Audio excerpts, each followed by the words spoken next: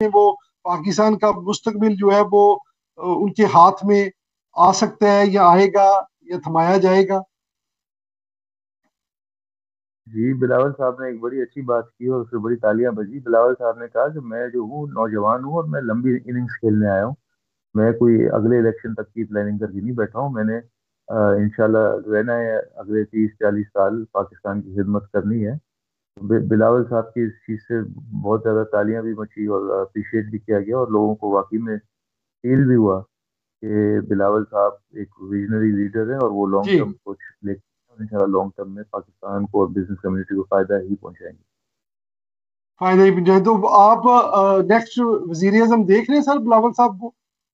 100% بلاول صاحب کے علاوہ کوئی اور نظر نہیں آتا۔ بلاول صاحب ٹھیک ہو گیا سر، ایک بہت بڑی تاجروں کے ساتھ ان کی وہ محفل ہوئی ہے، تو سر یہ بیان یا یہ چیزیں پھر بعد میں بیان چینج ہو جانا، اس کو کس نظر سے دیکھتے ہیں سر آپ؟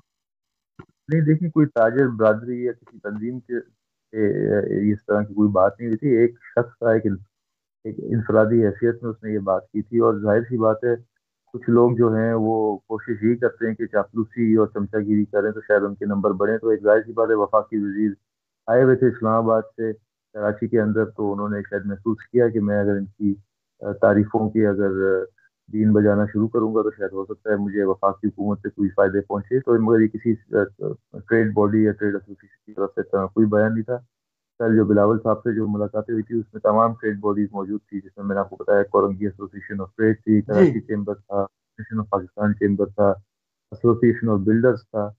انہوں نے تو اس طرح کی کوئی بات نہیں کی، اور جس شخص نے اپنی چاپلوسی کے تحت یہ بات کی انہوں نے بعد میں اپنی غلطی کا اعتراف بھی کیا، اور ان کو ریلائز نہیں ہوا تھا شاید کہ وہ اتنا وائرل ہو جائیں گے، جب وہ وائرل ہوئے تو ان کو ریلائز ہوا کہ ان سے غلط بات نکلی ان کے منہ سے، اور انہوں نے اس سے معذرت بھی کی۔